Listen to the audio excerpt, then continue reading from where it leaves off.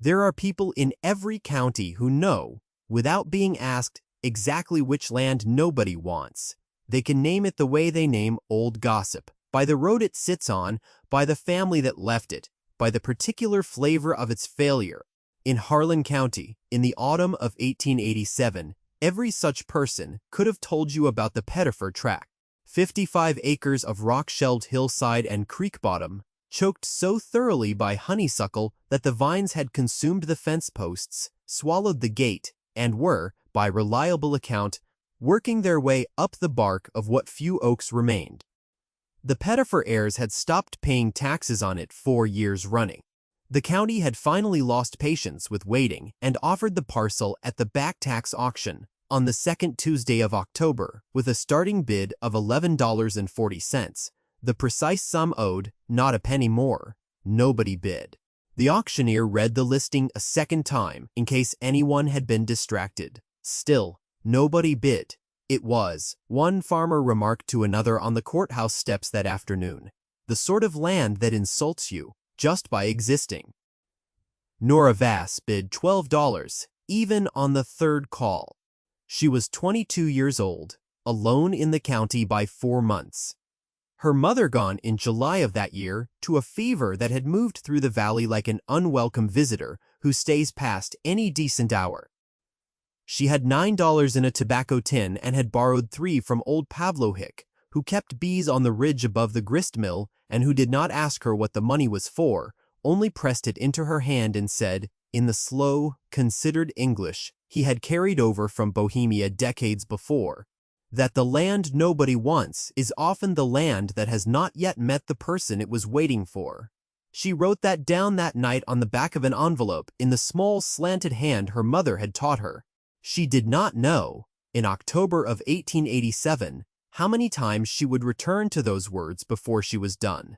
2 years earlier, in the autumn of 1885, is where the real story begins. Nora had not yet bought anything. She was still living in the 4-room house her mother kept, still learning what she didn't know, which was, she understood even then a great deal. She had grown up watching her mother tend a small kitchen garden and keep 4 laying hens and trade eggs at the dry goods counter, and she had understood from childhood that the arithmetic of small resources was not shameful work, but the most serious work there was. You counted what you had, you counted what you needed, you found the distance between those 2 numbers, and you figured how to close it. That was the whole of economics, her mother said, and everything else was decoration. But in the autumn of 1885, the thing Nora had begun to study was goats. This requires some explanation, because there was not, in Harlan County in 1885, a single person who would have named the goat as a dignified or promising animal. Cattle were the measure of a serious farmer. Hogs were practical, if unglamorous. Sheep were tolerable on the right hillside, but goats were the creatures of the poor, the transient, the careless. They escaped every fence. They ate, washing off the line. They climbed onto wagon seats and regarded you with a cheerful and absolute refusal to be embarrassed about any of it. Keeping goats was, in the shared opinion of Harlan County, less a farming decision than a confession that you had given up on making better ones. Nora had arrived at goats through observation rather than sentiment. She had noticed, watching the hill farms above the valley, that the land most thoroughly overtaken by briars and brush, and the particular smothering ambition of honeysuckle, was also the land whose owners had the least money and the worst luck. She had noticed further that goats were the one animal in creation that ate briars with apparent enthusiasm, that waded into brush without complaint, and that could be purchased, because no one else wanted them, for almost nothing. The connection seemed to her obvious. She mentioned it once to her mother, who listened carefully and said, "That is a sound thought. Tell no one." She told no one. Through the winter of 1885 and into the spring of 1886, Nora attended to what she could find written about goats in the county's small lending library, a single agricultural pamphlet, 2 letters in an old farming journal, and a paragraph in an encyclopedia that was mostly wrong. She supplemented this with watching. Pavlo Rick kept 2 goats on the margin of his property, a practice he had maintained without comment or self-consciousness since arriving in the county, and Nora began stopping to talk with him on her way back from the mill. He was 71 years old, a compact and unhurried man with white eyebrows like tufts of winter grass, and he spoke about goats, the way he spoke about everything, as though the information were so reliable it required no emphasis. He told her which breeds converted rough browse to milk most efficiently. He told her that a goat on bad land would do more in a season than a man with a scythe. He told her they were social animals and suffered alone, so she must have at minimum 2, and that a good nanny could give her a pair of kids in the spring if she minded the timing, and that the timing was everything. Nora listened. She wrote down what he said in the same small slanted hand. By March of 1886, she had saved $11 from egg sales and from taking in sewing through the winter months. She spent $7.20 on 2 nanny goats from a farm 8 miles south. Animals the selling farmer described as good-natured but ornery, which she took to mean healthy. She walked them home on leads through the mud of early spring, one on each side of her, their small hooves clicking on the road, their amber eyes moving with calm interest over everything they passed. A boy of about 11 named Clemuel Sparks watched her from his family's fence line with an expression of absolute bewilderment. "What do you mean to do with those?" he called. "Farm," she said. She did not explain further, and he stood watching until the road bent and she was gone. What followed was not glamorous. It was not the sort of season that makes for a tidy story.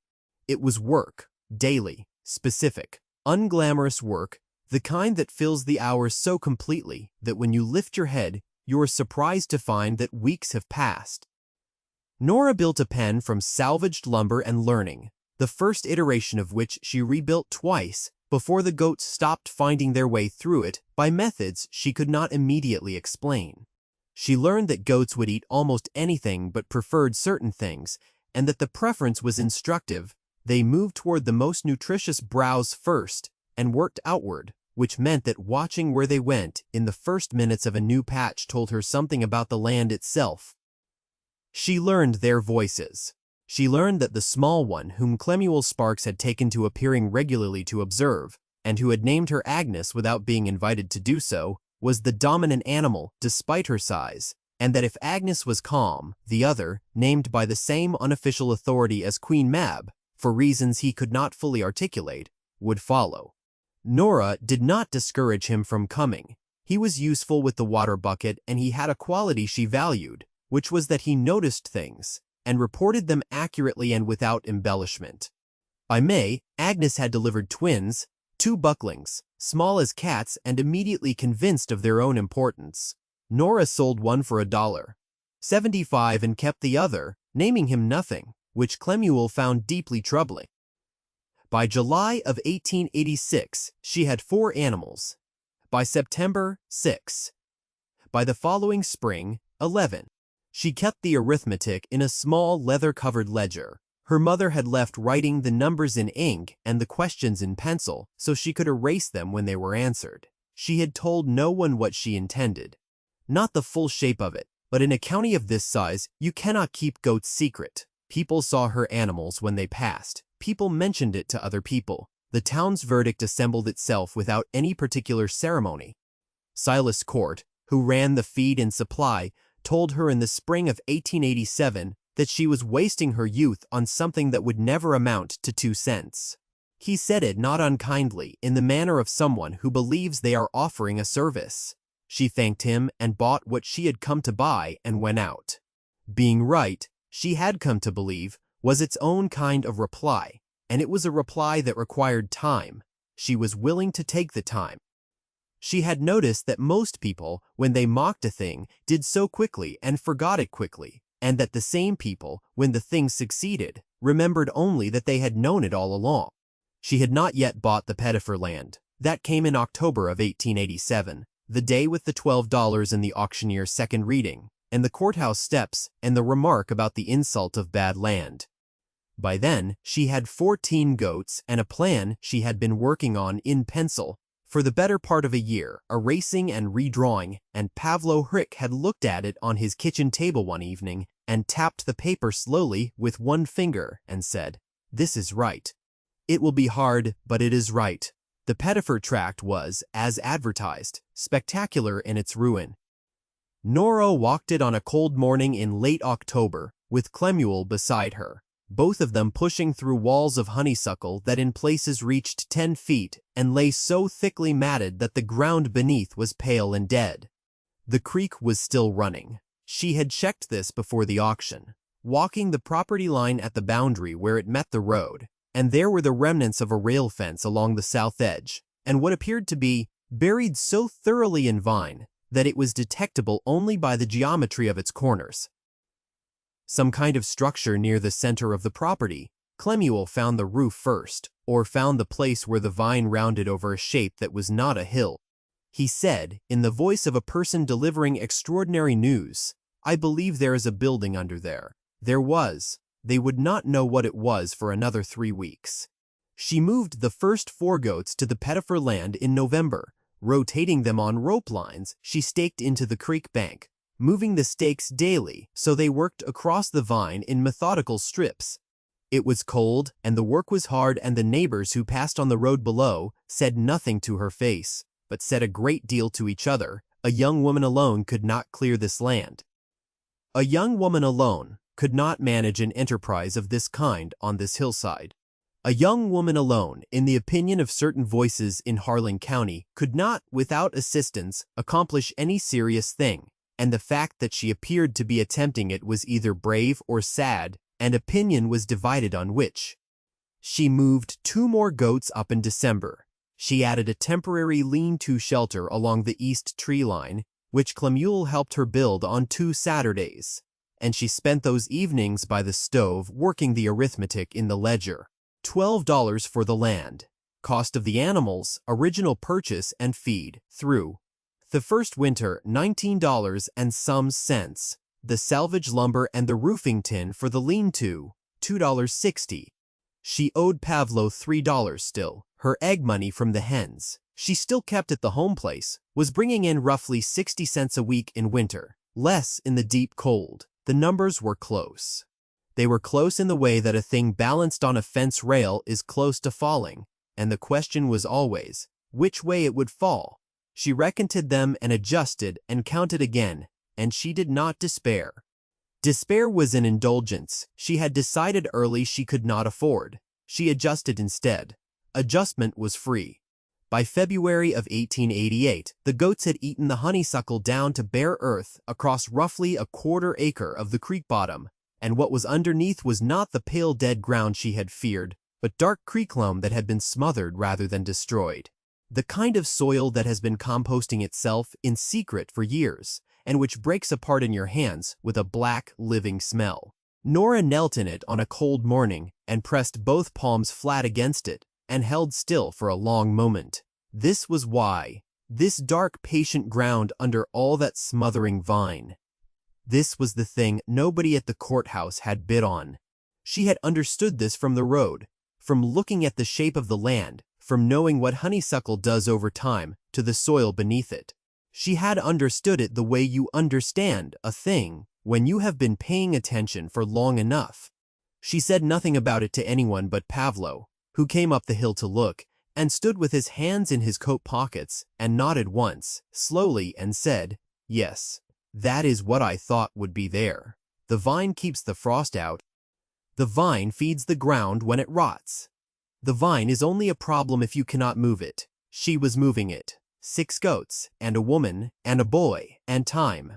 In March, they found what was under the vine-covered shape near the center of the property.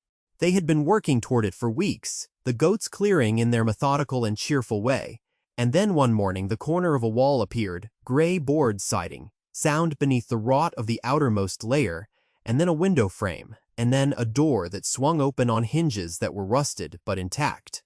It was a one-room schoolhouse. It had a low platform at the front where a desk had stood.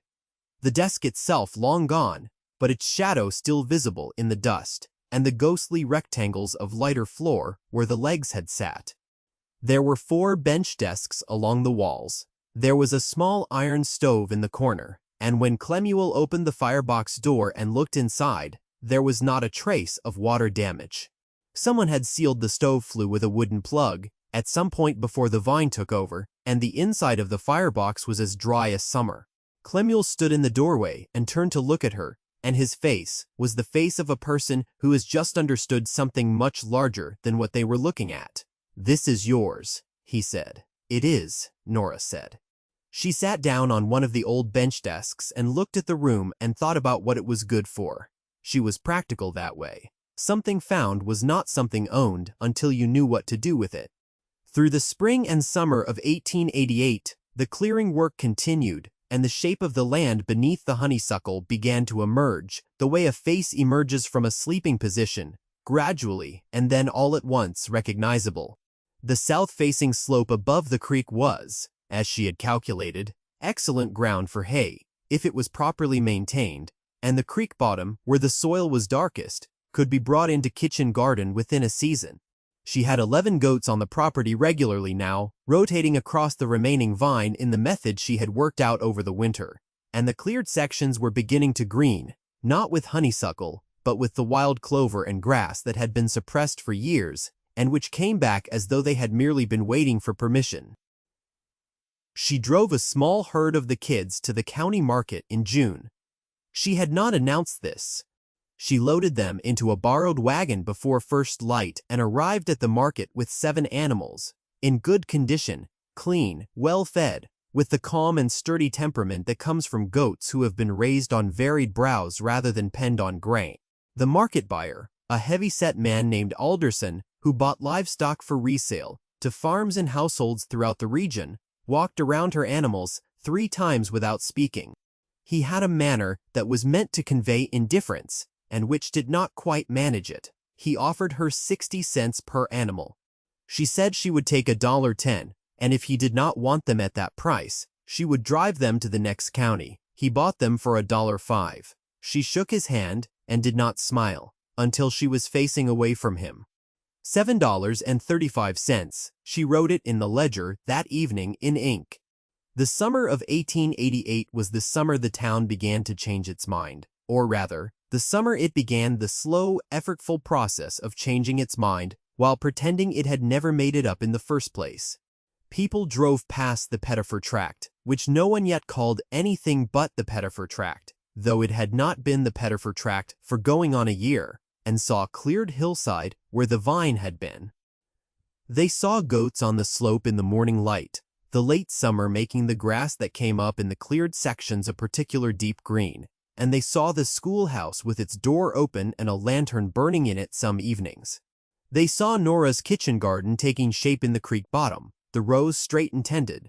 They did not say much, but the remarks on the courthouse steps took a different tone, less pity and more a careful, not quite admitted curiosity. Silas Court stopped her in the road, in August. He said he had heard she was selling kids at market. She said she was. He said he supposed the land was better than people had thought. She looked at him steadily and agreed that it was. He waited for something more, and she did not provide it. And after a moment he walked on. It was not until the autumn of 1888, a full year after the auction, that the thing Nora had not told anyone about, the thing she had been working toward since the pencil drawings on the plan, since Pavlo's slow nod over the kitchen table, since the morning she had pressed her palms into the dark creek loam. She had been making cheese, not the ordinary farmer's cheese of soft curds pressed in cloth, though she made that too, and sold it readily enough at the dry goods counter. She had been making aged cheese, using the method Pavlo had learned from his mother and described to her in patient detail over 3 separate evenings, the kind of dense, sharp-edged, cave-aged thing that kept for months and improved with keeping. She had been aging it in the schoolhouse, whose thick board walls held the temperature steady through both summer heat and winter cold, and which maintained a natural humidity from the creek below that was, Pavlo told her when she described it, very nearly ideal. She had stacked 23 wheels of it on the old bench desks by September, each one wrapped in cloth and waxed, each one dated in her slanted hand. She had sent a wheel to a groceries merchant in Lexington in July, wrapped in oilcloth and packed in sawdust, with a brief letter describing the method and the animals. She had done this quietly, telling no one. She did not know if anything would come of it. What came of it arrived in September in the form of a man named Beaumont, a buyer for a trade goods firm in Lexington, who drove up from the valley in a hired buggy and found Nora in the creek garden and introduced himself and said, with the particular formality of a man making an effort not to appear overwhelmed, "This is an unusual product. I have not tasted anything like it from this region. My employer would like to discuss regular supply." She wiped her hands on her apron and told him she would discuss it. She led him to the schoolhouse and showed him the aging wheels and watched his face go through a series of quiet adjustments as he counted them and lifted one and pressed his thumb into the wax. She offered him a cut of the oldest wheel, and he tasted it and was silent for a moment that was longer than politeness required. He asked her price. She told him. She had done the arithmetic. She had calculated what the milk had cost her in time and feed and care, what the aging had cost in space and attention, what the Lexington market could bear based on what she had found in 3 issues of a trade journal she had borrowed from the county clerk. The price she named was fair to both sides. Not a gouging price, not a desperation price. The price of a person who knows the value of what they are holding, Beaumont said. That was agreeable, and she said good, and they shook hands in the doorway of the old schoolhouse, with the goats moving on the hillside behind her, and the late September light lying flat and gold across the cleared slope where the honeysuckle had been. She was 23 years old. She had a new column to open in the ledger and figures enough to fill it, and then October came, and with it, the thing that had been waiting.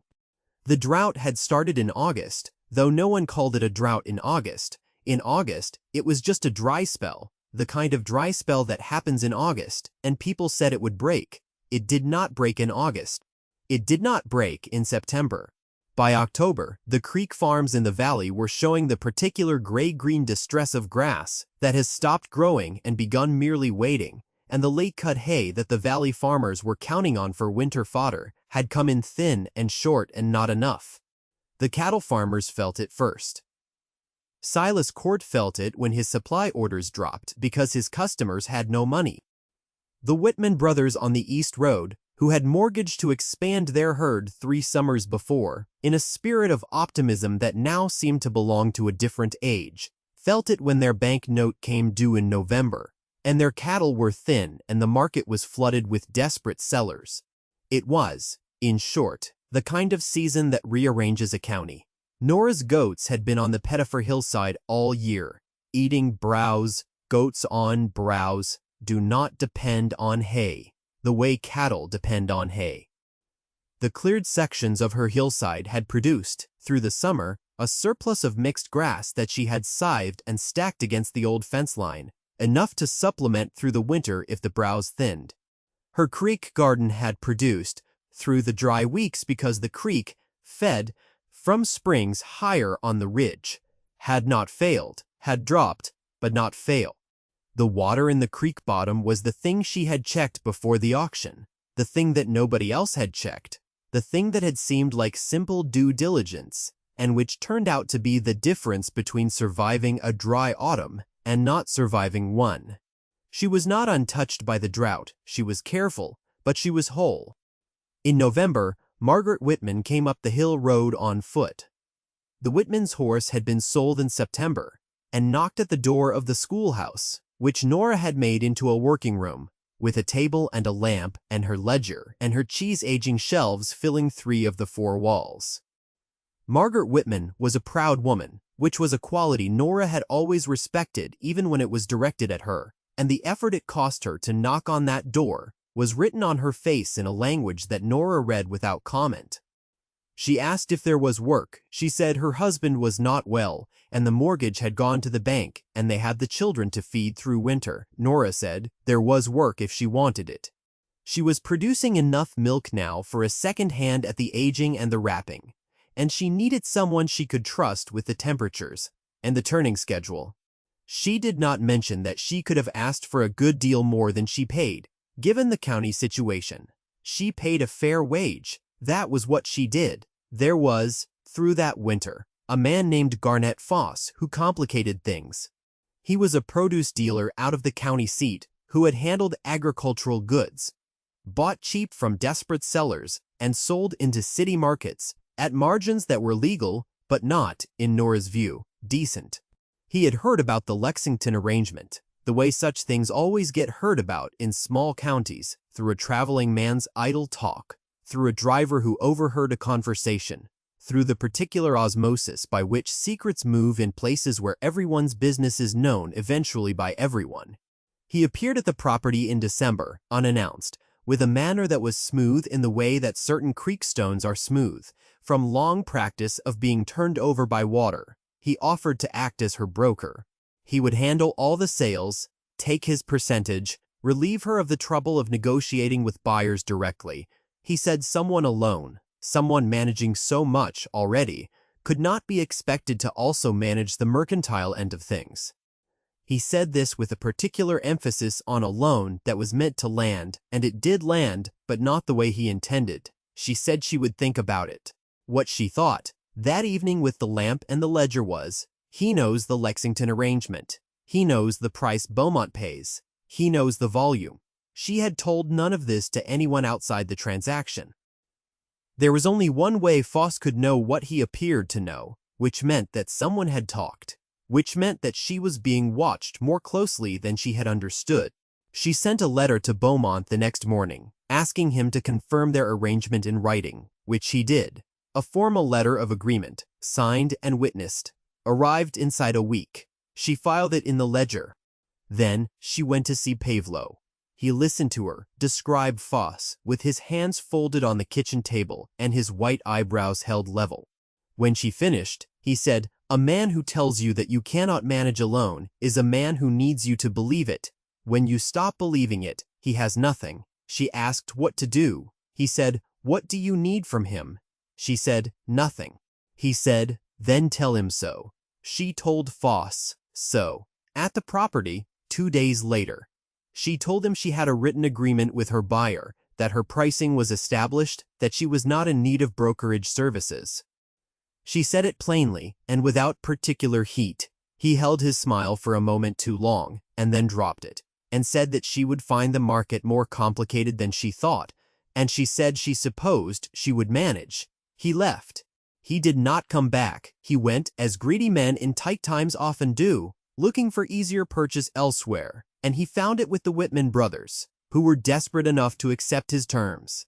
That arrangement came undone by February, when Foss shorted the payout and the Whitmans, having nothing left to lose, made the shortfall public knowledge at the general store in the kind of loud and specific accounting that leaves no room for plausible deniability. Foss left the county in the spring and did not return, which was nobody's loss. Nora heard about it from Clemuel, who heard about it everywhere, being 14 by then, and of the age and temperament that meant he was present at most significant exchanges without anyone quite registering that he was. He told her the story with careful accuracy and concluded by saying that people were saying she had known Foss was a cheat from the start. She said she had had a suspicion. He asked how. She said, "Because he knew the Count before I told him." He thought about this for a moment and then nodded, with the face of a person filing something away for permanent use. By the spring of 1889, the Voss place, it was called the Voss place now, had been called that since the autumn before, without anyone noting the transition, the way a river changes course slowly, and then has always been where it is, was the most discussed farm in that part of Harlan County, and the discussion had shifted entirely in character. The cleared hillside was nearly complete. Perhaps 8 acres of honeysuckle remained, up near the ridge, and the goats worked it steadily under Nora's rotating method. The south-facing slope had been put to hay in its first full year and had produced, honestly, the dark soil justifying everything she had believed about it. The kitchen garden in the creek bottom had wintered some root crops and was being expanded. The cheese production had grown to 30 wheels per aging cycle. Beaumont had brought a second buyer from Lexington in February, a hotel provisions man who tasted a 3-month wheel in the schoolhouse and said nothing for nearly a minute before asking if she could supply 10 wheels per month at a consistent standard. She said she could. She raised her price 4 cents per pound because she could afford to now, and because the second buyer meant she had negotiated ground to stand on. Both buyers accepted. She wrote the new numbers in the ledger in ink. She had 28 goats. She kept the books herself. Margaret Whitman came 3 days a week for the aging work, and her children had begun appearing on the hillside after school in the way that Clemuel had appeared years before, drawn to the place by some instinct children have for where things are happening, where the ordinary rules of a county have been suspended by the simple fact of a person doing what everyone said could not be done. Nora did not discourage them. She put them to work. She taught them to watch where the goats moved first and to understand what it meant. She taught them to smell the cheese at different stages and to describe what they smelled, because vocabulary was the first tool of precision, and precision was what kept you from losing what you had built. Pavlo came up the hill in late April, walking slowly but without his stick, which he only used in the deep cold. He stood at the edge of the cleared slope and looked down the hillside toward the creek and the schoolhouse and the goats in the morning light. The vine was gone from all but the ridgeline now. The slope was green. The schoolhouse had a proper chimney repair and a new door that Nora had hung herself, planing it in the yard on 2 Sundays, until it swung true. He stood looking at it for a long time. Then he said, "The land that nobody wants. You remember what I told you?" She said she remembered. He said, "It is not that the land was waiting. It is that the person who could see it had not come yet. When they come, the land stops waiting. That is all." She stood beside him and looked at the cleared hillside and the green slope and the 28 goats moving in the morning light, and she thought about $12 at a back tax auction, and $3 borrowed and repaid, and 2 nanny goats walked through spring mud on leads, and $7.35 and a ledger full of pencil and ink, and a woman alone on a courthouse step in October, and a schoolhouse found under a hill of vine, and all the long, slow working of the arithmetic in the dark, until the numbers closed. She had the ledger balanced. She had the agreement in writing. She had the hay in the stack, and the roots in the ground, and the cheese on the shelves, and the goats on the slope. She had a boy who was nearly a man, learning to watch for what the goats moved toward first. She had a neighbor woman who came 3 days a week, and whose children were learning vocabulary on a hillside that had been called worthless for as long as anyone could remember. In the county, by the spring of 1889, there were 3 other farms that had acquired goats in the preceding year. Nora knew this. She said nothing about it except to Clemuel, who pointed it out with some indignation, and she told him that imitation was a different kind of verdict, and a more permanent one than laughter, and that she would accept it. She would expand the herd again that summer. She had already done the arithmetic. There is a kind of knowing that takes longer than cleverness allows. It is not the quick reading of a situation, not the sharp turn that avoids the obvious trap. It is the kind of knowing that requires you to stand in a ruined place and see, past the ruin, the shape of what was there before and what could be there again if someone would be patient enough and stubborn enough and willing to be laughed at for the time it takes. Every county has land of this kind. Every county has people who walk past it and call it worthless and mean. By that they cannot see what it would take to make it otherwise. And very rarely, not often, but not never, there is a person who stops and looks for longer than comfort allows, and does the arithmetic, and finds that the distance between what the land is and what it could be is exactly the distance between what they have and what they need. And they pay $12 even on the 3rd call, and they begin. The vine comes down. The dark ground underneath meets the light. The thing that nobody wanted turns out to have been waiting, all this time, for the one person who could see it. That is not sentiment. That is the oldest mathematics there is.